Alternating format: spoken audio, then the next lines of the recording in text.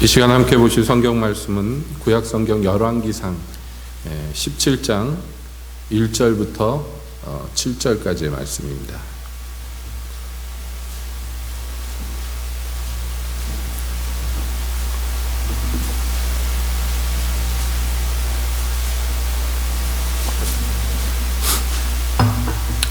구약 성경 열왕기상 17장 1절부터 함께 보시겠습니다. 열왕기상 17장. 길라앗에 우거하는 자 중에 디셉 사람 엘리야가 아합에게 고하되 나의 섬기는 이스라엘 하나님 여호와의 사심을 가리켜 맹세하노니 내 말이 없으면 수년 동안 우로가 있지 아니하리라 하니라. 여호와의 말씀이 엘리야에게 임하여 가라사대 너는 여기서 떠나 동으로 가서 요단 앞 그리 시내가에 숨고 그 시냇물을 마시라. 내가 까마귀들을 명하여 거기서 너를 먹이게 하리라. 저가 여호와의 말씀과 같이 하여 곧 가서 요단 앞 그리 시내가에 머물매 까마귀들이 아침에도 떡과 고기를 저녁에도 떡과 고기를 가져왔고 저가 시내를 마셨더니 땅에 비가 내리지 아니하므로 얼마 후에 그 시내가 마르니라. 아멘. 하나님, 이 시간 주님의 말씀 듣기를 원합니다. 저희 중에 오셔서 말씀하여 주시옵소서. 예수님의 이름으로 기도하옵나이다. 아멘. 한 주간 평안하셨습니까? 오늘 우리는 구약을 대표하는 두 선지자, 그러면 빼놓을 수 없는 엘리야라는 선지자가 있는데, 구약을 대표한다는 것이 과장이 아니죠. 이 모세와 엘리야가 구약의 역사를 대표하는 두 선지자라고 할 수 있는데요. 그 엘리야 선지자가 등장하는 장면을 우리가 함께 보았습니다. 이때는 아합 왕이 다스리던 시대였는데, 이스라엘의 아합 왕은 성경이 공인하는 바 이스라엘의 역대 왕 중에서도 가장 악한 왕입니다. 그가 아주 적극적으로 하나님을 배반하고 하나님을 거역했는데, 그 시대에 하나님께서는 이 선지자 엘리야를 세우십니다. 그래서 그가 뭐라고 말하냐면, 하나님 여호와의 사심을 가리켜 맹세하는데 내 말이 없으면 수년 동안 비가 안 올 것이다 그랬어요. 과연 그가 이 말을 한 다음부터 비가 그쳤습니다. 그래서 3년 6개월 동안 비가 오지 않았어요. 그러니까 이게 어마어마한 일입니다. 뭐 상상해 보십시오. 우리나라에 1년만 비가 안 오면 어떤 일이 일어날까요? 아마 우리나라 국민들 거지반 다 죽는다고 난리치고, 실제로 모르겠어요. 가난한 사람들의 생사를 어떻게 감당해야 될지 모르겠습니다. 지금 이 현대 문명 국가도 1년만 비가 안 오면 끝장나는 거예요. 그런데 이 이스라엘에 3년 6개월 동안 비가 안 왔으니 이거는 정말 뭐라고 표현할까요? 어마어마한 전략 무기와 같은 그런 위력을 가진 일이 일어났습니다. 그런데 그때 엘리야가 한 말이 뭐냐면 내 말이 없으면 이라고 얘기했어요. 이건 무슨 얘기냐면 내가 다시 비가 내리라고 말하지 않으면 이라는 의미입니다. 그리고 하나님께서는 그 사람을, 엘리야를 피신시켜서 사람 살지 않는 시냇가에 숨겨두시고, 그리고 이제 아침 저녁으로 까마귀들이 먹을 것을 배달합니다. 재밌는 것은 여러분, 우리는 이 시골 사니까 까마귀를 자주 보죠. 이 울진에서는요. 근데 제 기억에 서울 살 때 까마귀를 본 기억이 없어요. 까치는 되게 많은데 까마귀는 정말 보기가 힘듭니다. 울진에 왔더니 까치보다 까마귀가 더 많은 것 같아요. 까마귀는 여러분 우리가 잘 알지만은 날짐승 중에서도 유난히 식탐이 많고, 그래서 어디든지 먹을 게 있으면, 특히 죽은 짐승이 있으면 제일 먼저 나타나는 새가 이 까마귀입니다. 그래서 지금도 우리가 보죠. 도로상에서 동물이 치어 죽고 그러면 까마귀들이 막 우르르 몰려 있는 것들을 봅니다. 그러니까 까마귀가 먹을 게 있으면 저부터 먹지 누구를 주는 법이 없는데, 하나님께서는 이 새들을 통해서 엘리야에게, 그것도 그냥 빵만 준 게 아니라 고기, 생고기는 아니었겠죠. 고기를 요리한 것을 보내주셨어요. 그래서 그 앞에서 한동안 살았는데 이제 드디어 그 시냇물마저 말랐습니다. 그래가지고 이제 더 이상 거기에 피신해 있을 수가 없어요. 그러니까 엘리야를 이 3년 6개월 동안 하나님이 숨겨주시는데, 그래서 두 번째의 이 장소로 옮겨주십니다. 오늘 우리는 7절까지 보았지만 그 이후의 일들, 여러분 아마 여러 번 들어보신 또 익히 알고 계신 일 걸로 믿습니다. 그것은 바로 시돈 땅에 속한 사르밧이라는 곳에 사는 과부 한 명에게 이 엘리야를 보냅니다. 보내시면서 하나님이 뭐라고 말씀하셨냐면 9절에 이렇게 말씀합니다. 너는 일어나 시돈에 속한 사르밧으로 가서 거기 유하라. 내가 그곳 과부에게 명하여 너를 공개하게 하였느니라 그랬어요. 그러니까 이 말씀, 지금 하나님이 엘리야에게 하신 말씀만 액면 그대로 읽으면 어떤 의미가 되느냐 하면 엘리야가 가기 전에 하나님께서 이미 이 과부에게 명령을 내려놓으셨다, 이런 의미예요. 이것이 그저 비유적인 의미인지 아니면 이 말씀 그대로 직접적인 말씀이 있었는지는 뭐 정확히는 모르겠지만, 여기에서 만약에 이것이 직접 하나님이 말씀한 그대로 하신 거라면, 그렇다면 이 과부는 지금 뜬금없이 선지자 한 명을 공개하라는 하나님의 명령을 받은 거예요. 그런데 조금 더 황당한 것은 이 과부는 이스라엘 사람도 아닙니다. 이 사람은요, 시돈 땅에 사는, 시돈은 이방의 땅이에요. 이방인들이 사는, 두로와 시돈, 이 두 도시국가가 묶여가지고 항상 나오죠. 그 이방의 나라에 사는 사람이에요. 그래서 이방의 이 과부에게 하나님이 명령하셨다? 이것은 앞서 본 대로 까마귀한테 배달을 시켰다라는 것과 비슷한 굉장히 희한한 일이에요. 그래서 그 말을 듣고 엘리야가 이 사르밧 땅에 갔는데, 거기 보니까 성문에 이를 때 보니까 정말 어떤 과부 하나가 나와가지고 나뭇가지를 줍고 있어요. 그래서 그 과부에게 말합니다. 물 한 잔만 갖다 달라고.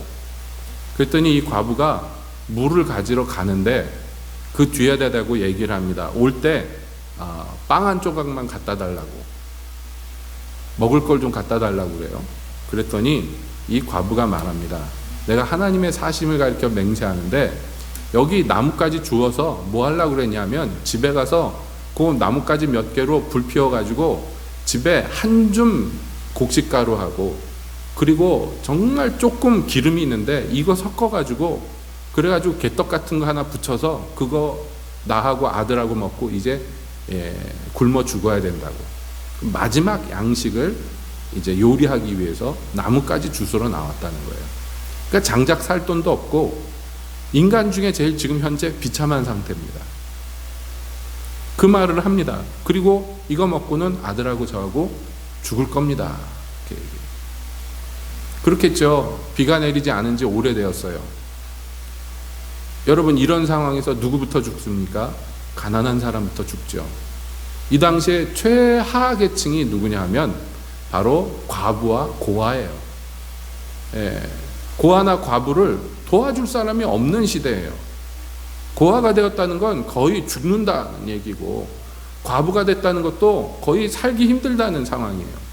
뭐 어렵게 생각할 것이 아니라 북한 생각하면 됩니다. 여러분, 북한에서 고아가 된다는 것은요, 정말 거의 죽는다는 얘기나 마찬가지죠. 그래서 그 아이들 중에서 아주 독하고 아주 똑똑한 놈들만 살아남아서 걔네들을 꽃제비라고 부르잖아요.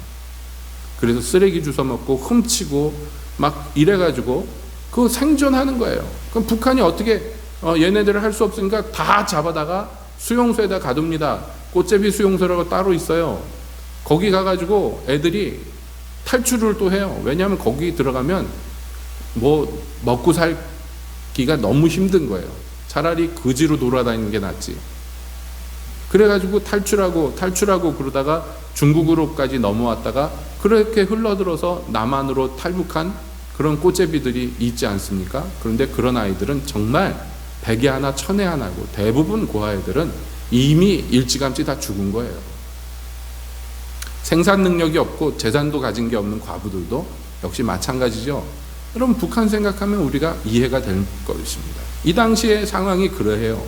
이 아줌마, 이 과부가 이제 어린 아들과 먹고 죽을 양식밖에 없어요. 그런데 거기다 대고 엘리야가 뭐라고 하냐면, 두려워 말고 내 말대로 하려니와 먼저 그것을 나를 위해서 요리해 갖고 오시오라고 해요. 두려워하지 말라고. 두려워하지 말라고. 하나님이 말씀하셨는데 하나님이 뭐라고 말씀하냐면 비가 지면에 이제 다시 비가 올 때까지 그 통의 가루는 다하지 않고 그 병의 기름은 떨어지지 않으리라고 말씀하셨다고. 그러니까 두려워하지 말고 그 마지막 남은 양식을 요리해서 나에게 갖다 달라고 얘기합니다. 그런데요, 놀랍게도 이 과부가 엘리야의 말대로 했어요.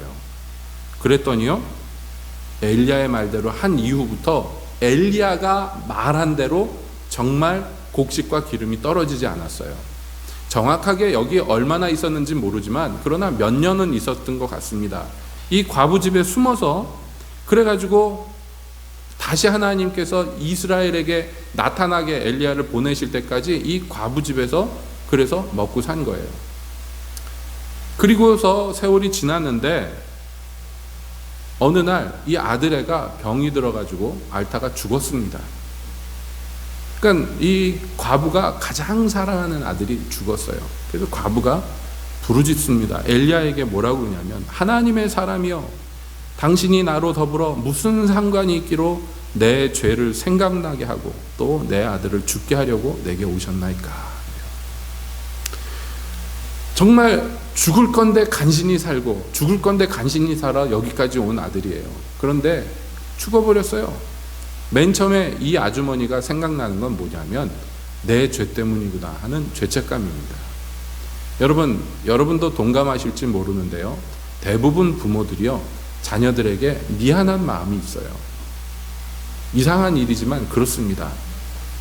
예전에 우리나라 어떤 대기업에서 그런 프로젝트를 한 적이 있죠.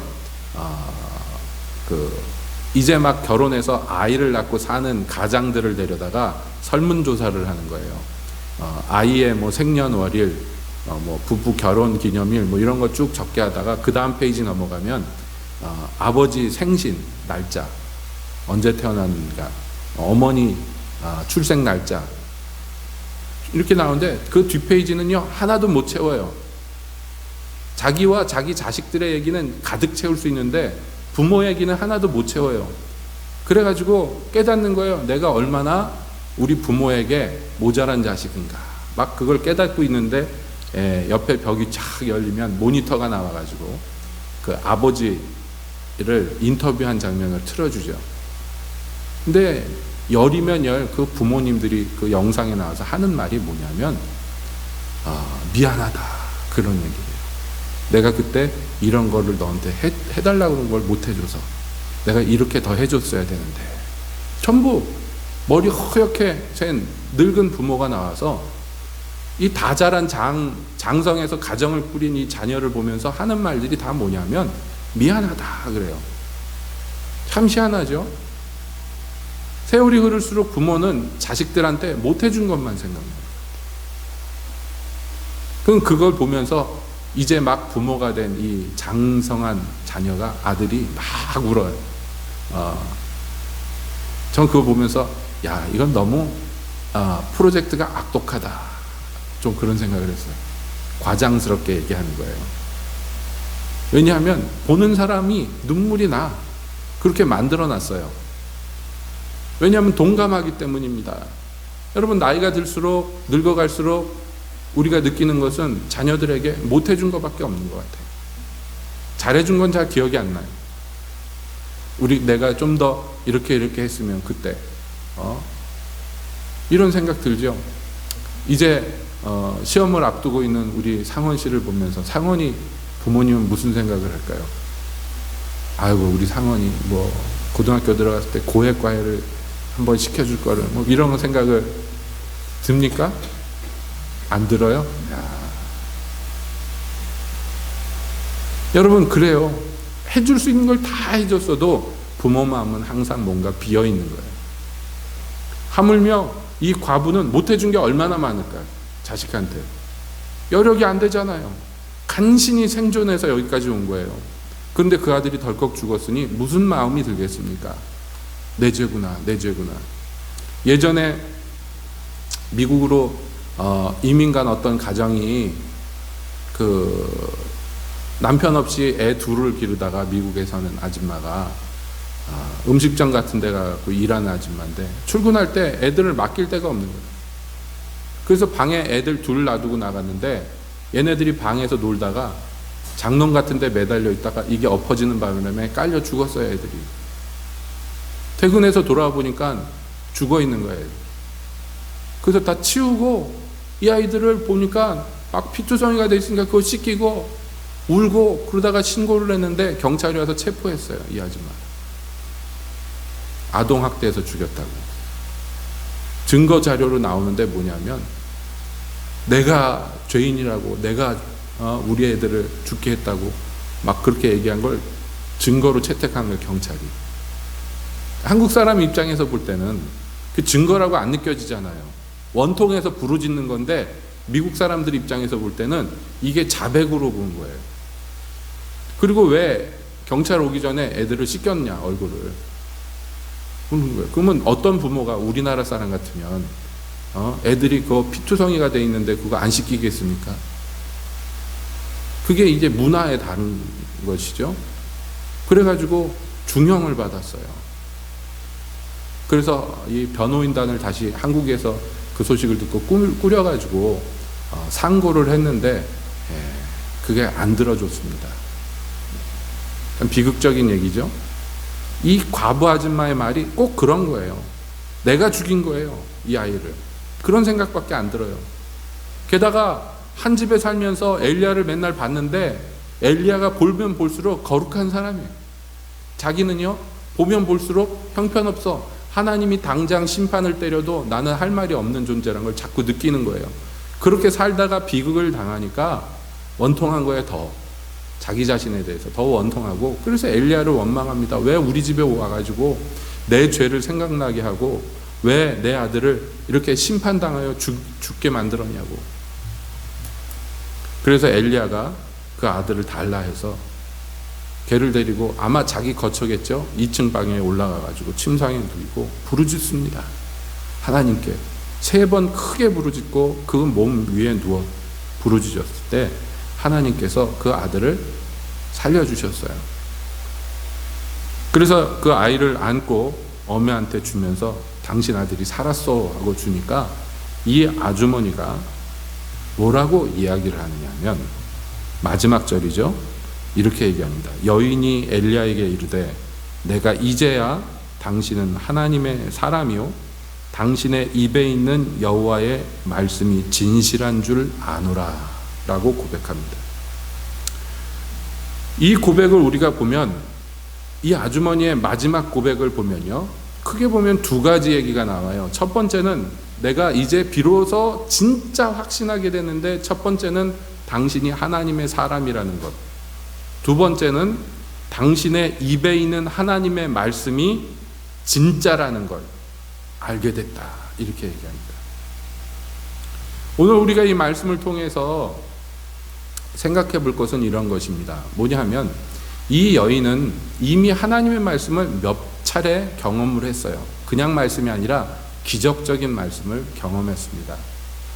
엘리야가 오기 전에 하나님이 이 여인에게 무슨 말씀을 구체적으로 어떻게 했는지는 몰라요. 그러나 엘리야를 공개하라는 말씀을 이미 받았습니다. 근데 그 말씀처럼 엘리야가 자기에게 찾아왔어요. 그 다음에 엘리야가 하나님의 말씀을 대신하였는데 이제 비가 다시 올 때까지 그 통의 가루와 그 병의 기름이 떨어지지 않을 것이다 라고 말씀했습니다. 엘리야를 통해서. 그 입에서 하나님의 말씀이 나왔는데 진짜 그대로 됐잖아요. 그러니까 여러 차례 하나님의 말씀을 이미 경험했습니다. 그것도 기적적인 말씀을. 뿐만 아니라 이 집에서 살면서 얼마나 많은 일이 있었겠어요. 엘리야와의 사이에 있어서. 그러니까 엘리야가 하나님의 사람인, 하나님의 선지자라는 것과 엘리야를 통해서 말씀하시는 하나님의 말씀이 진짜라는 것을 여러 차례 경험을 했어요. 그리고 그것을 믿기도 했어요. 믿지 않으면 어떻게 마지막 남은 양식으로 엘리야의 말대로 빵을 만들어서 그걸 엘리야에게 줄 수 있습니까? 여러분, 그 양식 마지막 남을 때까지 얼마나 많이 굶었을까요? 그거 남겨놓을 때까지 얼마나 버티다가 마지막에 먹으려고 남겨놨을까요? 제가 군대 가가지고 처음 행군이라는 걸 하는데 그거 너무 더울 때 했어요. 날씨가 얼마나 더웠는지 몰라요. 지금도 그 생각을 하면 끔찍합니다. 산으로 들로 막 걸어가는데 아무 생각도 없죠. 날은 막 더운데 걸어가는데 앞에 보니까 앞에선 병사 그 뒤에 군장을 맨 거 밑으로 물이 똑똑똑똑 떨어져요. 군장 그 맨 거, 배낭처럼 맨 거 있잖아요. 등허리에 땀이 난 게 그걸 적셔가지고 그게 물이 뚝뚝뚝뚝 떨어지는데 이러고 보다가 옆에 보니까 다 그래. 나도 그런 거죠. 몸에서 물이 다 빠져나가죠. 그런데 갖고 있는 건 그 수통 한 병밖에 없잖아요. 물. 그것을 도착할 때까지 어떻게든지 아껴 먹어야 돼요. 지금 당장 벌컥벌컥 먹고 싶은데 참아야 돼요. 그 참고 조금씩 먹다가 참고 드디어 도착해서 마지막 한 모금이 남아서 그거를 마시려고 그러는데 옆에 있던 동기가 눈에 불이 이글이글한 얼굴로 날 보면서 물 좀 달라는 거예요. 그런데요, 못 주겠어요. 그걸 어떻게 줘? 이거를 내가 참고 또 참아서 이제 정말 조금 남았어. 많지도 않아요. 그 입에 한 모금 적시고 그걸로 살 거예요. 간신히. 그런데 그걸 달라고 그러는데요. 얼굴이 벌개져서 막 달라고 그러는데 너무 간절하게 달라고 그러는데 제가 안 돼! 그러면서 마셔버렸더니요. 울어요, 옆에서. 진짜로. 눈물이 글썽글썽 하더니 막 그런 물이 어디서 또 나오는지 몰라요. 막 이를 부두둑 갈면서 그럴 수 있냐고. 저는 다 마셔놓고. 근데 제가 그게 아직도 좀 미안해요. 그때 좀 줄 걸. 그런 생각도 들어요. 근데 그때는 못 주겠더라고요. 여러분, 그런 거예요. 최후의 마지막. 저 학생 때 우리 전도사님이 월남전 참전용사였는데 그런 얘기를 하더라고요. 정글에서 수통에서 물 마시려고 그러는데 옆에 있던 소위가 물 좀 달라고 그러더래요. 그래가지고 쌍 욕을 했대요. 내 피를 뽑아 먹어라, 이 애기야. 그냥 일반 병사가. 그런데 소위가 아무 소리도 못하더라고요. 그런 거예요. 최후의 남은 거. 그런데 이 여인에게 이 마지막 양식이 그와 같습니다. 그런데 그걸 어떻게 엘리야에게 먼저 줄 수가 있을까요? 그것은 엘리야의 입에서 나온 하나님의 말씀을 신뢰했기 때문이에요. 왜냐하면 엘리야를 공개하라고 하나님이 미리 말씀하신 것을 알고 있었기 때문입니다.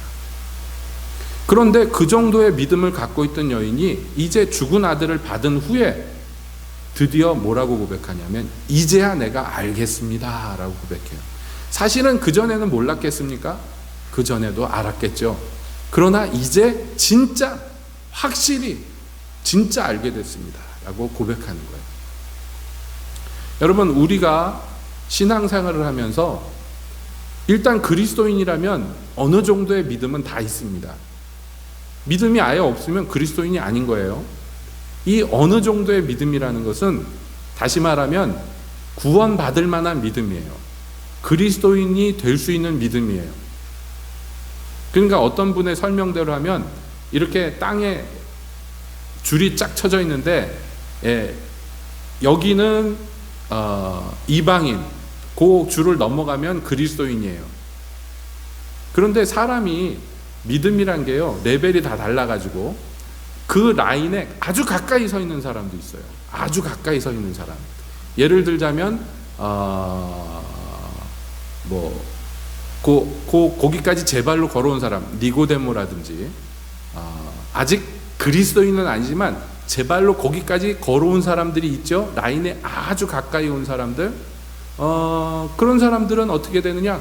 뒤에서 누가 톡 건들기만 해도 라인을 싹 넘어가요. 심지어 뒤에서 누가 재채기를 해도 넘어갈 판이에요. 여러분, 그런 분들이 있죠. 제 발로 교회 찾아와가지고 누가 강권하지도 않는데 자기가 예수 믿는 사람들이 있습니다. 이거 하나님의 은혜죠. 그러나 그 라인에서 점점 멀어질수록 어떻게 됐냐면 복음에게 무관심해지고 더 멀어지면요 적대적이 됩니다. 아주 저 끄트머리에 누가 있을까요? 뭐 이단들이나 무슬림이나 이런 사람들이 있겠죠. 공산주의자들이나 이런 사람들이 있을 거예요. 그것처럼 이 라인을 넘어간 후에, 즉 기독교인이 된 후에도요, 여기에 가까운 사람, 그러니까 이방인에게 가까운 사람이 있고 그보다 점점 멀어지는 사람이 있어요. 이 라인에서. 여러분 머릿속에 그려보라고 제가 도움이 되라고 말씀하는 거예요. 그건 뭐냐면 믿음이라고 다 똑같은 믿음이 아니라는 거예요. 믿음도 예수님이 그리스도구나, 하나님의 아들이구나, 나의 구세주구나 하고 믿고 그 라인을 살짝 넘어온 그런 믿음이 있고, 거기에서 계속 전진해서 더 먼 곳까지, 저 먼 곳까지 이르는 믿음이 있단 말이에요.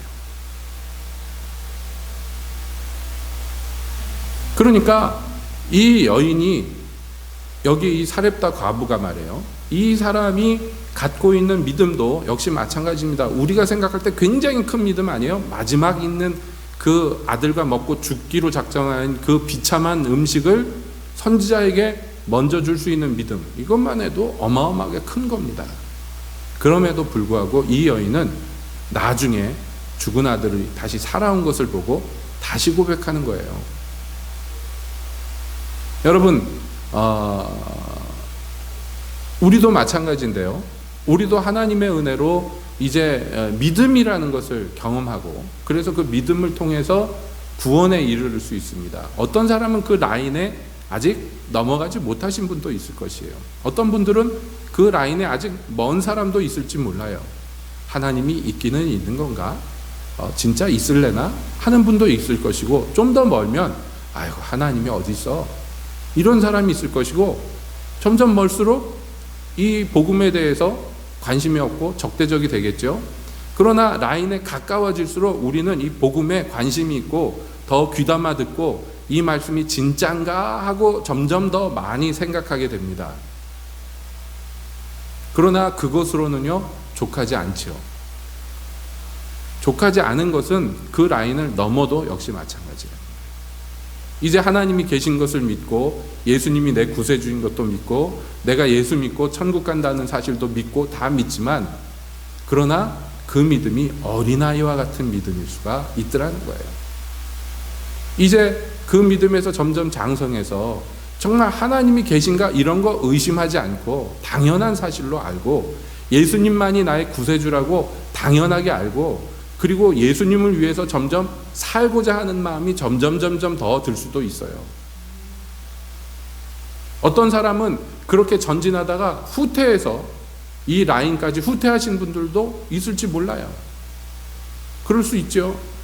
신앙생활 잘 하다가 무슨 계기가 들어서 시험이 들었다든지 아니면 뭐 유혹이 생겼다든지 뭐 여러 가지 미혹되는 일들이 있잖아요. 그래서 점점 불이 식어가지고 후퇴하는 수도 있을 거예요.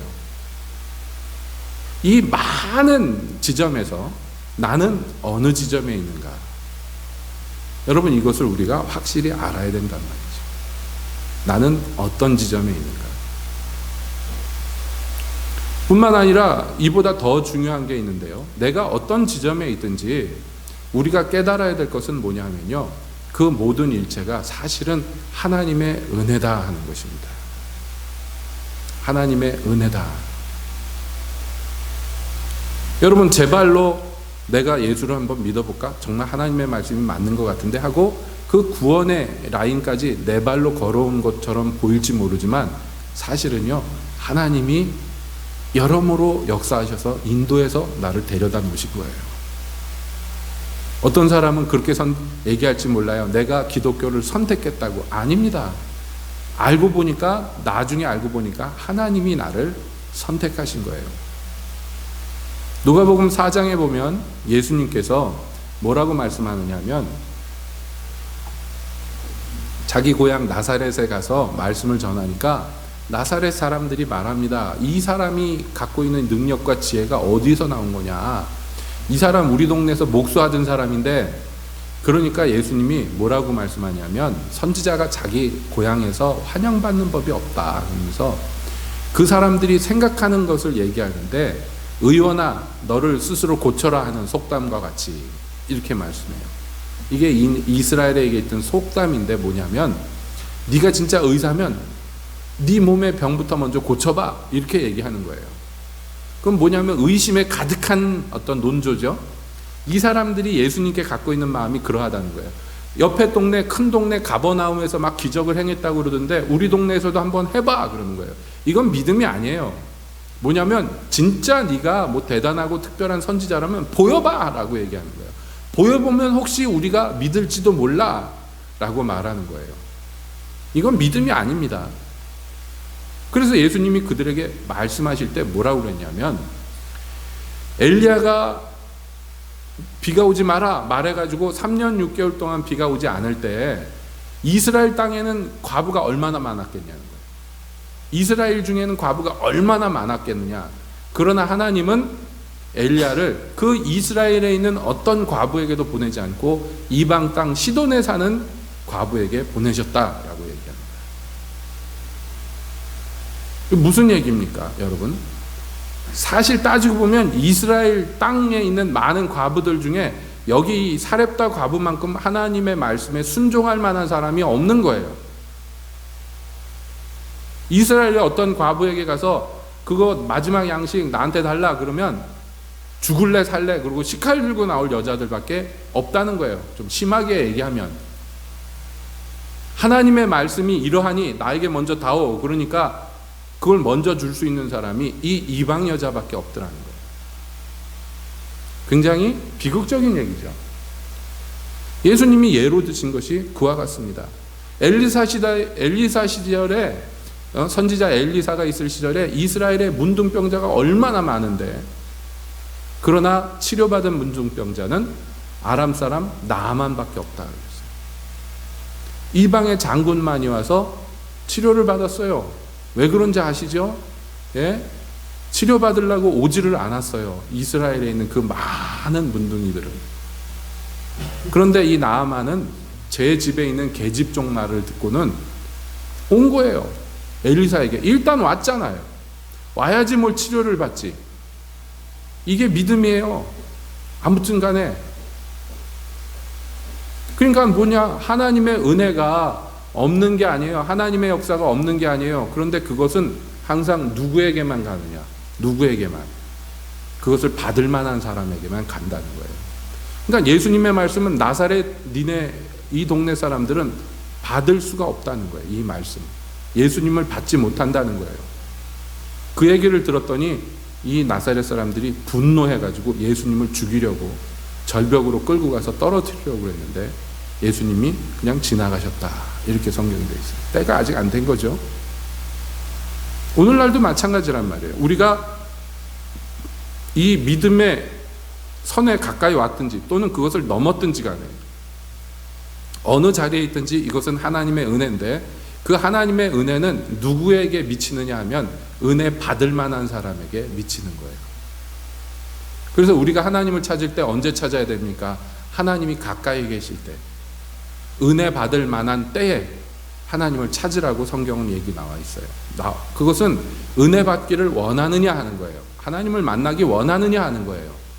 원한다면 그 원하는 사람은 하나님을 찾을 거예요. 하나님의 은혜를 받으려고 나아갈 거예요. 그런 사람들에게 하나님이 가까이 오시고 그런 사람들에게 은혜를 베풀어 주시는 법이라는 것입니다. 사도 바울은 말합니다. 내가 모든 사람보다, 다른 어떤 사람보다 더 많이 수고했고 어떤 사도들보다 더 열심히 이 사역을 했지만 그러나 오늘날 나의 나된 것은 하나님의 은혜로다 그랬어요. 우리는 그 뒤에 얘기를 좋아합니다. 나의 나된 것은 하나님의 은혜로다. 가만히 있어도 하나님의 은혜가 나를 어떻게 해주려니 합니다. 근데 그 앞에 얘기를 생각해 보세요. 바울은 어떤 사람이었습니까? 다른 어떤 사람보다도 더 많이 수고하였어요. 그 수고가 마친 후에 자랑하지 않고 그러나 고백하기를 이 일체가 하나님의 은혜였습니다. 내가 여기까지 수고할 수 있었던 것, 다른 누구보다도 더 열심히 주를 쫓았던 것 다 하나님의 은혜입니다 라고 고백한 거예요. 그러나 하나님 입장에서 볼 때는 어떻습니까? 그런 사람에게 은혜를 베풀어 주시는 거예요. 은혜 받을 만한 사람에게. 은혜 받은 사람은 말합니다. 나는 자격이 없는데 받았다고. 그래서 하나님의 은혜라고. 여러분, 이게 아름다운 거예요. 이게 아름다운 것입니다. 이스라엘 땅 비 안 오는 그 많은 땅에 수많은 과부들 중에 하나님은 그 어느 과부에게도 엘리야를 보내지 않았어요. 오직 이 여인에 보냈어요. 엘리야가 안 왔다면 어떻게 됐겠습니까? 죽었겠죠. 마지막 남은 양식 먹고 진짜 죽어버렸겠죠. 그러나 하나님의 구원은 이 여인을 찾아왔습니다. 엘리야를 통해서 찾아왔습니다. 그날에 죽지 않았을 뿐만 아니라 뒤에 죽은 아들마저도 엘리야를 통해서 엘리야의 간곡한 기도를 들으시고 하나님이 이 아들을 살려주셨다고 성경에는 말하고 있는 것이에요. 22절에서 말합니다. 여호와께서 엘리야의 소리를 들으심으로 그 아이의 혼이 몸으로 돌아오고 살아난지라 그랬어요.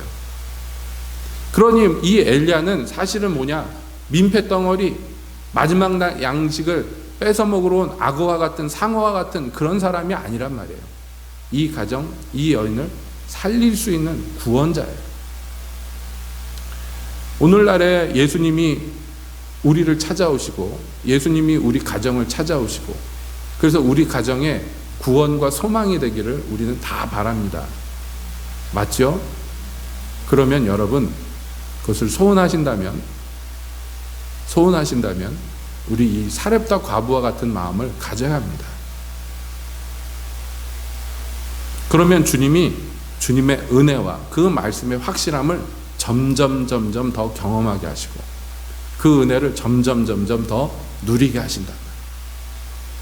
3년 6개월 비가 안 올 때, 그래서 그 모든 백성들이 죽음에 직면하고 많은 사람들이 죽어나갈 때 이 가정은 구원을 얻었어요. 여러분, 이런 은혜가 이 마지막 때에 저와 여러분 또 우리 각 가정에 임하시기를 정말로 축복드립니다. 대한민국에 주님이 필요한 모든 가정들이 얼마나 많겠습니까? 많은. 그러나 그 중에서 어떤 가정에게, 이 가정에, 저 가정에 하나님이 은혜를 베푸실 때 여러분, 우리가 거기에 선택되기를 원합니다. 그렇게 주님 앞에 소망하며 준비된 또 각 사람, 각 가정 되시기를 예수님의 이름으로 축복드립니다. 기도하겠습니다.